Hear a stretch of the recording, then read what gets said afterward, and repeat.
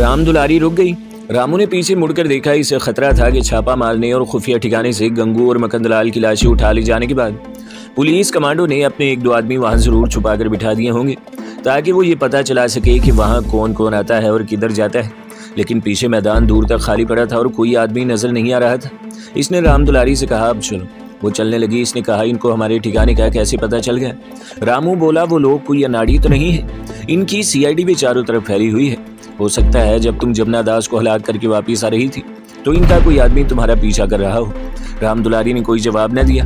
वो खेतों में चलते रहे। अब वो आम देहाती लोगों की तरह चल रहे थे। राम दुलारी ने पूछा, रामू हम कहाँ जा रहे हैं? रामू ने कहा, मुझे खुद मालूम नहीं। राम दुलारी बोली, शहर में तो हमारे जितने आदमी थे सिवाय मेरे और तुम्हारे सब मारे गए हैं। रामू बोला, हमें रावलपिंडी वाले बॉस के पास जाकर इसकी रिपोर्ट करनी चाहिए, ये जरूरी भी है। राम दुलारी ने कहा, शाम होने वाली है, इस वक्त कोई बस भी नहीं मिलेगी। रामू बोला, हम कोई ट्रेन पकड़ लेंगे। राम दुलारी ने कहा, हमें लाहौर से ट्रेन नहीं पकड़नी चाहिए। फिर कहाँ से पकड़नी चाहिए? रामू ने पूछा। हमें यहाँ से गुजरावाला जाना चाहिए और वहाँ से पिंडी जाने वाली कोई ट्रेन पकड़नी चाहिए। राम दुलारी ने कहा, क्या गुजरावाले जाने वाली लारी मिल जाएगी? रामू ने पूछा। राम दुलारी ने कहा, गुजरावाला यहाँ से ज्यादा दूर नहीं है, वहाँ जाने वाली लारियाँ और बसें शाम तक चलती रहती हैं। रामू बोला, तो फिर लारी अड्डे पर चलते हैं। नहीं नहीं, दुलारी बोली, हमें लारी अड्डे पर जाने के बजाय लाहौर से गुजरावाला जाने वाली सड़क पर से किसी लारी में सवार होना चाहिए। रामू को राम दुलारी का ये आइडिया पसंद है। लाहौर शहर की तमाम सड़कों और रास्तों से वो वाकिफ थे। चुनाचा वहीं से उन्होंने अपना रास्ता तब्दील कर लिया और इस तरफ को मुड़ गए जिस तरफ आगे जाकर GT रोड आ जाती थी। इस वक्त सूरज ने मगरिब की तरफ छुपना शुरू कर दिया था और धूप खत्म हो रही थी।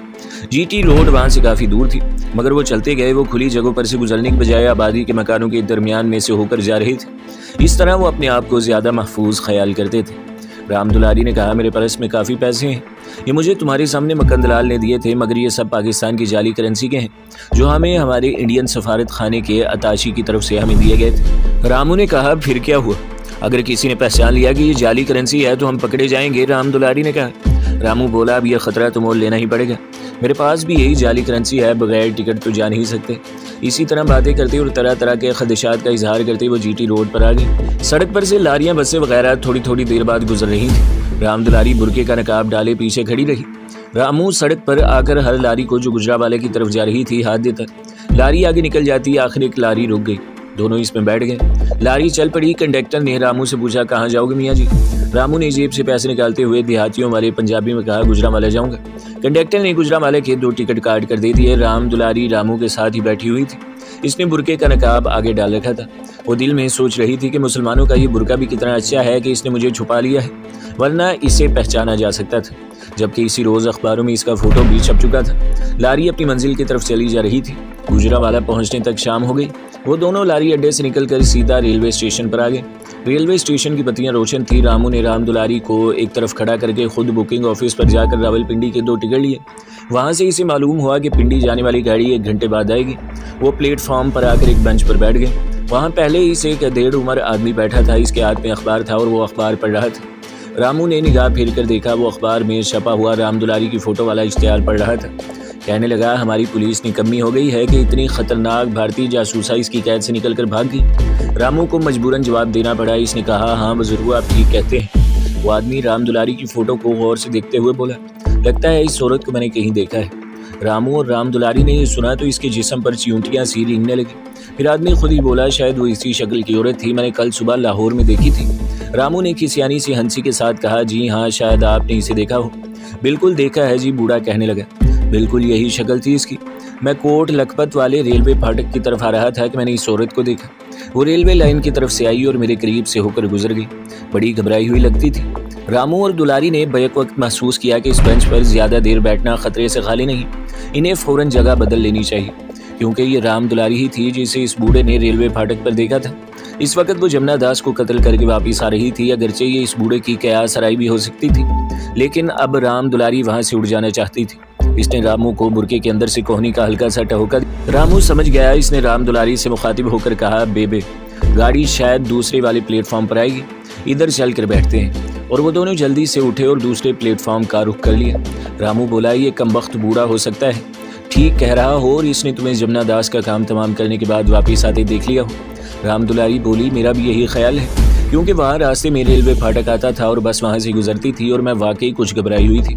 इस ख्याल से नहीं कि मैंने अपने एक साथी का खून कर दिया था, बल्कि इस ख्याल से कि कोई मेरा पीछा न कर रहा हो। रामू ने कहा, फिक्र की कोई बात नहीं, कम से कम इस वक्त तक तो तुम्हें इस बूढ़े ने नहीं देखा। इस बुरके ने तुम्हें और मुझे, हम दोनों को बचा लिया है। इन्हें मालूम था कि पिंडी जाने वाली ट्रेन इसी प्लेटफॉर्म पर आएगी। चुनाचा वो काफ़ी आगे जाकर जहाँ काफ़ी मुसाफिर थे, बेंच पर बैठने की बजाय मुसाफिरों के पास ही ज़मीन पर बैठ गए। जब ट्रेन आई तो सब मुसाफिर गाड़ी के डब्बों की तरफ बढ़े। रामू को मालूम था कि इंडिया में तो औरतें और मर्द एक ही डब्बे में बैठ जाते हैं और वहाँ औरतों का कोई अलग डब्बा नहीं होता, जबकि पाकिस्तान में औरतों का अलग डब्बा होता है। चुनाचा इसने राम दुलारी को एक अलग डब्बे में बिठा दिया।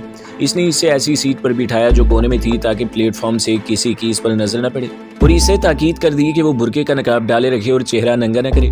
अगर मुसाफिर औरतों के कहने पर इसे नकाब उलटना भी पड़े तो इस वक्त उल्टे। जब ट्रेन चल रही हो, ट्रेन किसी जगह खड़ी हो तो वो फौरन नकाब डाल ले। रामू खुद 3rd क्लास के मर्दाना डब्बे में सवार हो गया। डब्बा मुसाफिरों से भरा हुआ था। ट्रेन थोड़ी देर रुकी, फिर रवाना हो गई। जिस वक्त ट्रेन पिंडी पहुंची तो रात के 12 बज चुके थे। रामू और राम दुलारी स्टेशन निकल कर टैक्सी स्टैंड पर आ गए। वहाँ कई खाली टैक्सियाँ खड़ी थी। इन्हें कोई ख़ास परेशानी नहीं थी। स्टेशन से इन्हें सीधा भारतीय सफारत खाने में ही जाना था, जहाँ वो आधी रात को भी चाहें तो जा सकते थे। वो एक खाली टैक्सी में बैठ गए। ड्राइवर को इस्लामाबाद इस सेक्टर में चलने को कहा जहाँ भारत का सफारत खाना था। इन्होंने भारतीय सफारत खाने का नाम भी न लिया। टैक्सी इस्लामाबाद की तरफ चल पड़ी। रामू ने टैक्सी ड्राइवर को मुतमईन करने के लिए यही बताया कि इस सेक्टर में इसका अब्दुर्रहमान अपने साहब की कोठी में खानसमा है, वो इसके पास जा रहे हैं।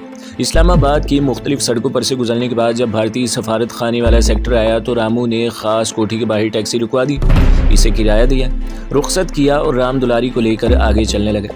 इसे और राम दुलारी दोनों को मालूम था कि भारत का सफारत खाना वहाँ से 4-5 कोठियाँ छोड़ कर है। भारत के सफारत खाने के बाहर आकर रुक गए। बाहर गार्ड पहरे पर खड़ा था। रामू ने एक कागज़ की चीट पर एक ख़ास नंबर लिखकर गार्ड को दिया और कहा, ये अंदर ड्यूटी ऑफिसर को दे दो। गार्ड ने चीट सफारत खाने के बंद आहिनी दरवाजे के अंदर एक और गार्ड को दे दी। वो इसे लेकर ड्यूटी ऑफिसर के कमरे में चला गया, जो वहाँ से करीब ही था। दूसरे ही लम्हे ड्यूटी रूम से गेट पर फ़ोन आया कि जो आदमी आया है इसे भेज दिया जाए। गेट का छोटा दरवाज़ा खोल दिया गया। रामू और राम दुलारी गेट में से सफारत खाने की इमारत के अहाते में दाखिल हो गए। अंदर दाखिल होते ही राम दुलारी ने चेहरे पर से नकाब हटा दिया। ड्यूटी ऑफिसर इस दौरान अंदर प्रेस अताशी को फ़ोन करके रामू और दुलारी का नंबर बता चुका था। प्रेस अताशी ने हिदायत की थी कि इन दोनों को अगर कोई इमरजेंसी ना हो तो गेस्ट हाउस में ठहरा दिया जाए। ड्यूटी ऑफिसर ने रामू से पूछा, कोई ख़ास इमरजेंसी तो नहीं है? मेरा मतलब है क्या प्रेस अताशी साहब से इस वक्त मिलना ज़रूरी तो नहीं है? रामू ने कहा, इतना ज़रूरी भी नहीं है, सुबह मिल लेंगे। भारतीय सफारत खाने पहुंचने के बाद रामू और दुलारी बेफिक्र हो गए थे। ड्यूटी ऑफिसर ने कहा, फिर आप गेस्ट हाउस में आराम करें, अताशी साहब सुबह आपसे मुलाकात करेंगे। रात इन दोनों ने गेस्ट हाउस में गुजारी। सुबह प्रेस अताशी खुद ही इनके पास आ गया। हम इस हिंदू प्रेस अताशी का नाम नहीं लिखेंगे, आप इसे शर्मा जी कह सकते हैं। शर्मा जी रामू और दुलारी को जानते भी थे और इनके कारनामों और इनके दहशतगर्दी के मिशन से वाकिफ भी थे। रामू ने शर्मा को बताया कि इनके लाहौर वाले दोनों खुफिया ठिकानों पर पुलिस कमांडोज ने छापा मारकर इनके बाकी सारे आदमियों को मकंदलाल समेत हलाक कर डाला है। हमें इस वाक़े की सारी इतला मिल चुकी है और हमने अखबारों में छपी हुई राम दुलारी की फ़ोटो भी देख ली है। अब आप लोग क्या चाहते हैं? रामू ने कहा, हम पिंडी इसलिए आए हैं कि अपने यहाँ के बॉस को रिपोर्ट करें और आगे के प्रोग्राम के बारे में हिदायत लें। प्रेस अताशी शर्मा ने कहा, राम दुलारी की फ़ोटो मुल्क के तमाम अखबारों में छप गई है, इसे सफारत खाने से बाहर नहीं जाना चाहिए। बेहतर है कि तुम दोनों पूरा दिन इसी कमरे में गुजारो। रात का अंधेरा होते ही तुम्हें तुम्हारे बॉस शिवाजी के खुफिया ठिकाने पहुंचा दिया जाएगा। वो सारा दिन रामू और राम दुलारी ने भारतीय सफारत खाने में गुजारा। रात के 11 बजे के करीब इन्हें एक बंद गाड़ी में बिठाकर दहशतगर्दों के बॉस रॉ के स्पेशल एजेंट और तखरीबकार शिवाजी के खुफिया ठिकाने पर पहुंचा दिया गया। शिवाजी ने इन दोनों को देखकर कहा, मुझे गंगू और मकंदलाल की मौत का अफसोस है। जमुना दास को तुम लोगों ने ऐन वक्त पर हलाक किया। अगर वो जिंदा रहता तो पुलिस कमांडो की पूछगछ के दौरान वो हमारा यहाँ पिंडी का खुफिया ठिकाना भी बता देता। मैं जानता हूँ वो ज़रा सा तशद्दुद बर्दाश्त नहीं कर सकता था। रामू ने शिवाजी से पूछा, अब हमारे बारे में क्या हुक्म है? शिवाजी कहने लगे, तुम लोगों की सारी रिपोर्ट मुझे मिल गई थी, मैंने इसे नई दिल्ली भेज दिया है, इसके जवाब का इंतज़ार है। अगर उन्होंने तुम्हें वापस बुला लिया तो तुम्हें इसी वक्त भारत वापस भेज दिया जाएगा। जब तक वहाँ से कोई इतला नहीं आती यहीं ठहरना होगा। राम दुलारी ने पूछा, यहाँ हमारी कार्रवाइयों की क्या पोजीशन है? शिवाजी ने कहा, लाहौर में तुम लोगों के खुफिया ठिकाने पर पुलिस कमांडो की कामयाब छापों और हमारे इतने सारे आदमियों के मारे जाने के बाद हमने यहाँ कुछ देर के लिए अपनी कार्रवाइयाँ रोक दी हैं। वैसे भी हमारा असल काम पाकिस्तान में अपने आदमियों से राब्ता कायम रखना है। हम धमाके वगैरह कम ही करते हैं। पुलिस ने राम दुलारी से कहा, राम दुलारी, अखबारों में तुम्हारी फ़ोटो आ गई है और तुम्हारी गिरफ्तारी के लिए इनाम भी मुकर्रर कर दिया गया है, इसलिए तुम्हारे लिए बेहतर यही है कि तुम यहीं रहो। अगर ज़रूरत की वजह से बाहर निकलना भी पड़े तो बुर्का ओढ़कर मुसलमान औरत बनकर निकलना। भारतीय दहशतगर्द रामू और राम दुलारी को हम इनके रावलपिंडी वाले खुफिया ठिकाने पर छोड़ने के बाद कुछ देर के लिए वापस अपने शेरदिल मुजाहिद कमांडो शेर खान की तरफ जाते हैं। शेर खान अपने कमांडिंग ऑफिसर के हुक्म के मुताबिक रावलपिंडी में तंजीम के चीफ से मुलाकात करने पिंडी पहुंच चुका था। वो इनके सादा से ऑफिस में इनसे मिला। शरई दाढ़ी और नूरानी चेहरे वाले तंजीम के चीफ ने शेर खान को गले लगाया और अपने पास दरी पर बिठा लिया। चीफ अपने सादा ऑफिस में दरी पर दीवार के साथ टेक लगाए बैठा था। ये इस्लाम के हकीकी मुजाहिदाना स्पिरिट के साथ इस्लाम, पाकिस्तान और आज़ादी कश्मीर के लिए जिहाद कर रहे थे। इनका ऑफिस अगरचे सादगी का मुरक्का था, लेकिन साथ वाले कमरे में जदीद तरीन साइंसी आलात भी मौजूद थे, जिनके ज़रिए वो अपने कश्मीर की महाज पर जिहाद करते, मुजाहिदीन के साथ राब्ते पैदा करते। शेर खान ने चीफ से कहा, मुझे सीओ साहब ने बताया है कि आप मुझसे कोई ज़रूरी बात करना चाहते हैं, मैं इसीलिए आपकी खिदमत में हाजिर हुआ। चीफ ने कहा, शेर खान, सबसे पहले तो मैं तुम लोगों को तुम्हारी मुजाहिदाना कारकर्दगी पर मुबारकबाद पेश करता हूँ। तुम लोगों ने वहाँ पाकिस्तान के दुश्मन भारत के दहशतगर्दों को हलाक करके और इनके खुफिया ठिकानों को तबाह करके सही मुजाहिदाना स्पिरिट का मुजाहिरा किया है।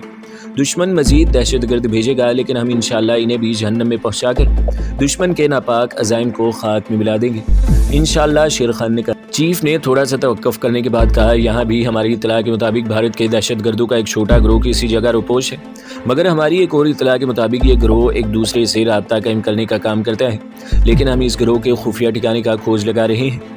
बहुत जल्द इस खुफिया ठिकाने को भी तबाह करके काफिरों को वासले जहन्नुम कर देंगे। ये हमसे बच नहीं सकते।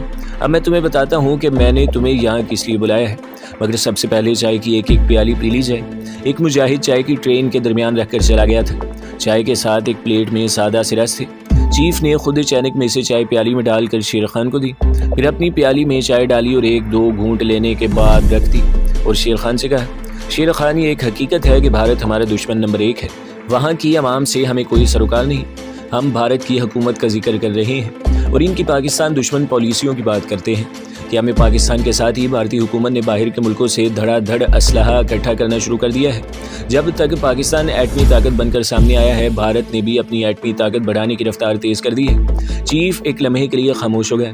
शेर खान पूरी तवज्जो से इसकी बातें सुन रहा था। चीफ ने कहा, हमें अपनी खुफिया ज़राए से मालूम हुआ है कि भारत का दफा और एटमी तहकीकाती इदारा फ़िज़ाई हमलों के सिलसिले में फौरी जवाबी कार्रवाई के हामिल, दूर तक मार करने वाले और ज़मीन से फ़िज़ा और फ़िज़ा से ज़मीन तक मार करने वाले तरशोल मिसाइल के नए मॉडल पर काम शुरू कर चुका है और ये तजुर्बात अपने आखिरी मराहिल में है।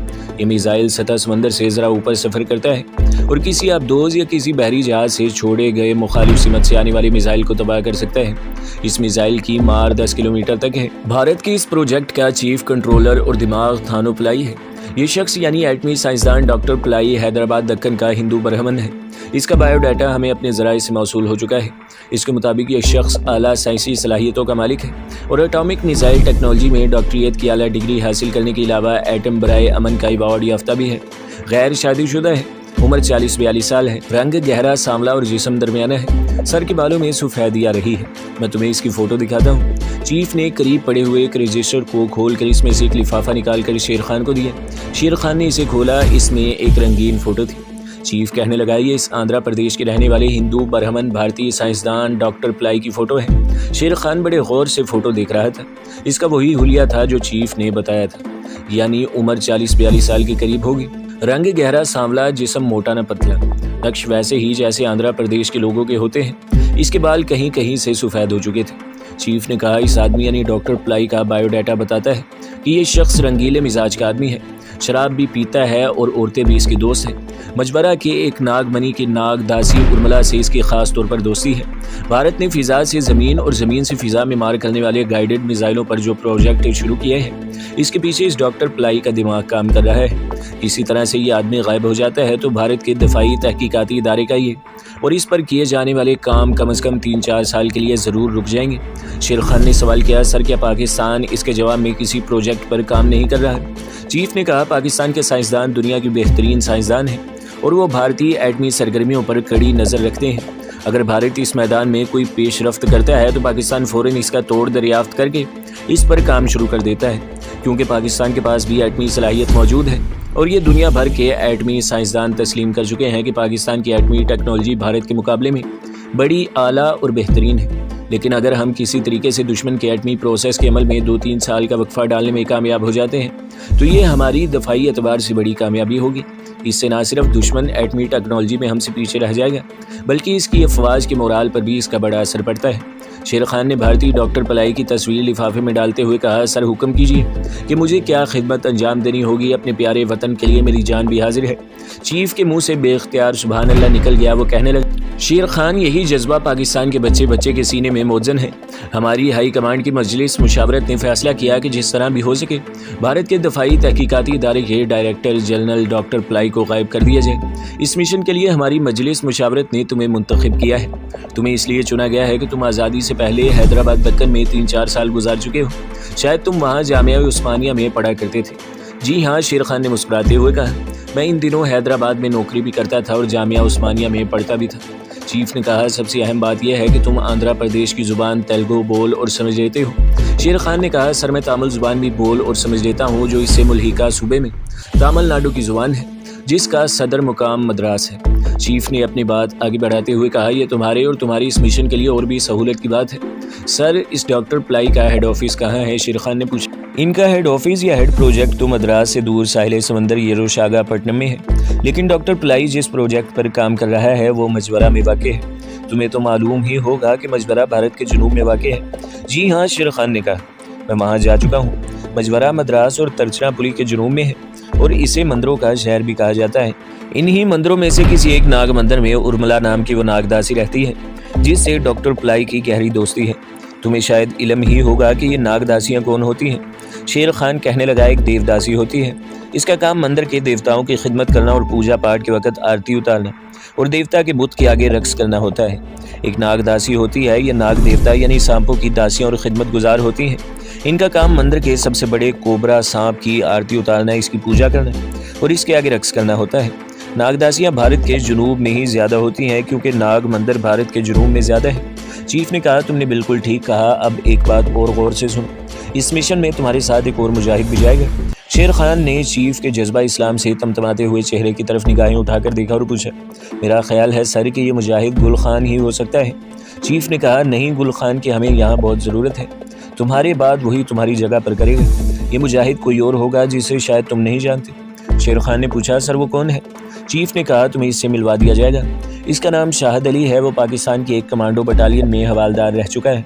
फ़ौज से रिलीज़ होने के बाद इसने हमारी तंजीम ज्वाइन कर ली और 3 साल तक कश्मीर के महाज पर बतौर एक कमांडो मुजाहिद के नुमाया कारनामे सर अंजाम दे चुका है। अभी वो कश्मीर के कारगिल महाज पर ही था, मगर चूँकि हमें इसे इस मिशन पर तुम्हारे साथ भेजना था इसलिए इसे बुला लिया गया है।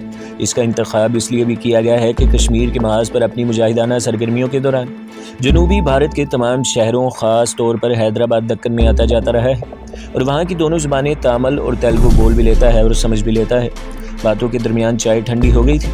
चीफ ने गर्म चाय की एक और चानक मंगवा ली और गर्म चाय के साथ गुफ्तगू जारी रखी। शेर खान ने पूछा, सर इस मिशन पर हमारे रवाना होने की कौन सी तारीख मुकर्रर हुई है? भारत में अपने आदमियों से रेडियो ट्रांसमीटर की खुफिया फ्रीक्वेंसी पर हमारा बराबर रब्ता है। जिस वक्त भी इनकी तरफ से इशारा मिला तुम लोगों को रवाना कर दिया जाएगा। इस असना में तुम हमारे पास ही रहोगे। कमांडो शाहद अली आज शाम किसी भी वक्त पहुंच जाएगा। शेर खान की प्याली में गर्म चाय उंडेलते हुए चीफ कहने लगा, जैसे कि तुम भी जानते हो जनूबी भारत में और ख़ास तौर पर इन शहरों में जहां तुम लोग जा रहे हो साल के हर महीने में मौसम खुशगवार रहता है और दिन के वक्त गर्मी होती है। वहाँ का लिबास धोती कुर्ता और पतलून कमीज़ है। पढ़े लिखे बाबू लोग वहाँ बुश शर्ट और पतलून पहनते हैं। तुम लोग भी यही लिबास पहनोगे। ज़रूरत के मुताबिक जैसा चाहे लिबास बदल सकते हो। शेर खान ने पूछा, वहाँ हमारा राब्ता हेडक्वार्टर कहाँ होगा? चीफ ने कहा, जहाँ तुम जाकर रिपोर्ट करोगे ये वही तुम्हें बताएंगे। ये लोग वहाँ के मकामी मुसलमान सरफरोश हैं और अपने दीनी हकूक़ कश्मीर की आज़ादी और पाकिस्तान की सलामती के लिए काम कर रहे हैं। मिशन पर रवाना होने से पहले तुम्हें बता दिया जाएगा कि इन लोगों से तुम कहाँ मिलोगे। इतने में वहाँ कुछ और मुजाहिद आ गए। ये लोग कश्मीर के महाज पर जा रहे थे। चीफ ने शेर खान से कहा, अब तुम अपने कमरे में जाकर आराम करो। शाम को जब शाहद अली कमांडो आएगा तुमसे मुलाकात होगी। शेर खान सलाम करके वहाँ से चला गया। तंजीम की सादा सी इमारत में इसे एक छोटा सा हॉस्टल टाइप का कमरा मिल गया था जहाँ इसका बिस्तर लगा हुआ था। शेर खान कमरे में आकर लेट गया और अखबार उठाकर पढ़ने लगा। इसे याद आ गया कि इसकी टूथपेस्ट ख़त्म हो चुकी है। इसने सोचा कि बेकार लेटे रहने से बेहतर है कि मार्केट में चलकर नई टूथपेस्ट खरीदी जाए, ज़रा सैर भी हो जाए। अखबार एक तरफ रख कर वो उठा और कमरा बंद करके तंजीम की इमारत से निकल कर करीबी मार्केट की तरफ पैदल ही चल पड़ा। तो दोस्तों, अगली किस्त सुनने के लिए हमारे चैनल को सब्सक्राइब करें, वीडियो को लाइक करें और बेल के आइकन पर भी क्लिक कर दें ताकि हर जो आने वाली वीडियोस हैं वो आपको सबसे पहले मिलती रहें।